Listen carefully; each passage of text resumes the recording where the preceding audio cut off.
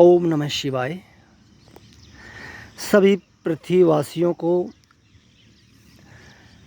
जो हमें ग्रामवासियों के रूप में मिले हैं, क्योंकि हम सभी को जानते हैं वही हमारी पृथ्वी है। जिसको जानते हैं, जिसको नहीं जानते वो भी पृथ्वी में आते हैं, पर उनसे कुछ लेना देना नहीं होता तो क्या। तो सभी पृथ्वीवासियों को राम राम। आज कमेटी ने हवन करवाया है सुख शांति के लिए, ग्राम के लिए, पृथ्वी के लिए। तो इसमें क्या है, हमने जो कमेटी ने हवन कराया, इसमें किसी बाहर से किसी को बुलाने की ज़रूरत नहीं पड़ी पुजारी को, क्योंकि हमारे पुजारी को, जो ही पुजारी है, इसको अच्छे मंत्रोच्चारण आते हैं। इन्होंने शास्त्री की डिग्री प्राप्त की है संस्कृत में, और ये अच्छी पूजा पाठ कर लेते हैं परमात्मा की कृपा से। इससे पहले क्या होता था, इससे पहले जो भी हमने हवन कराना है गांव की भलाई के लिए, पृथ्वी की भलाई के लिए, जन्माष्टमी है, महाशिवरात्रि है, होलिका है, श्री रामनवमी है, दीपावली है, कोई भी हमने पूजा करनी है तो हमें कॉलिंग करके किसी अन्य थर्ड पर्सन को बुलाना पड़ता था, थर्ड पार्टी को बुलाना पड़ता था, और उसी से इवेंट का हम मंत्रोच्चारण करवाते थे, उसको दक्षिणा देना पड़ता था। तो अभी जो आज हुआ है उसमें थर्ड पार्टी कोई नहीं है, संस्था का प्लेयर है। और संस्था का प्लेयर एज ए पुजारी, कहने का मतलब यजमान और पुरोहित इकट्ठे हैं, आशीर्वाद देने वाला और आशीर्वाद लेने वाला इकट्ठे हैं, थर्ड पर्सन कोई नहीं है। इससे पहले जो पूजा हम करवाते थे तो उसमें होता था कि थर्ड पर्सन को बुलाना पड़ता था और दक्षिणा भी वही ले जाता था, और उसको बुलाने के लिए भी रिक्वेस्ट करनी पड़ती थी। अभी रिक्वेस्ट सिर्फ परमात्मा से की गई है, प्रार्थना, और भक्त कर रहे हैं, भक्त और भगवान की जय हो। ऐसा पहली बार हुआ है 17-18 सालों में, 25-26 सालों में।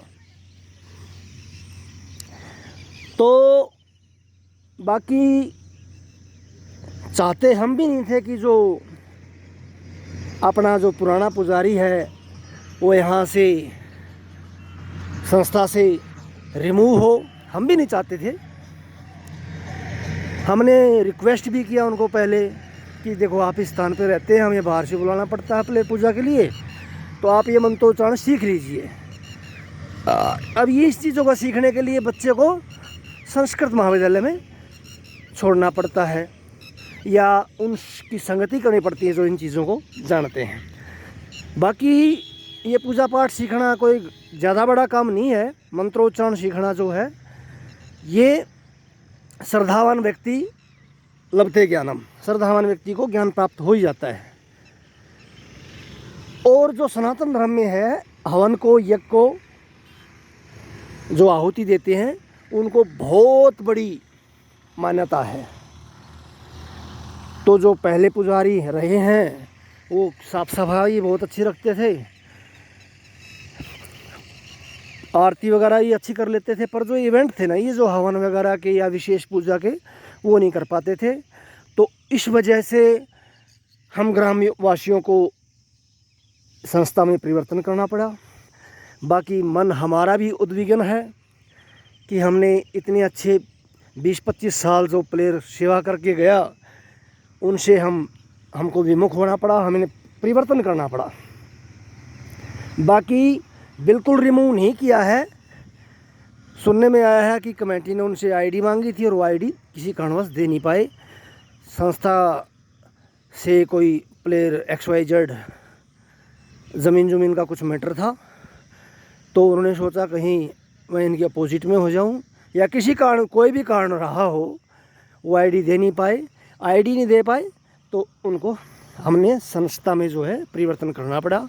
इस संस्था का हमें भी खेद है, जो कमेटी वाले बंदे हैं उनके दिल में भी खेद है।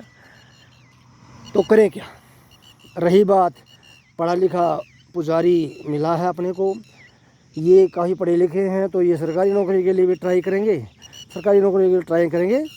तो ये हमको 3 महीने पहले इन्फॉर्म करेंगे, और अगर ऐसा हुआ तो फिर नेक्स्ट प्लेयर की तलाश के लिए कमेटी को फिर सर्च करनी होगी।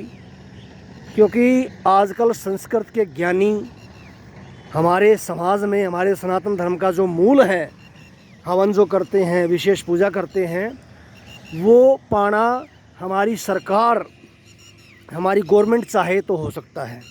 क्योंकि संस्कृत एक ऐसी भाषा है जिसको देववाणी बोला गया है।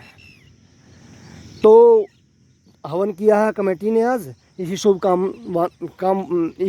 कामना के साथ। जय वीर बजरंगी, प्रेम से बोलिए वीर बजरंगी, हर हर हर महादेव, बोलो सच्चे दरबार की जय हो।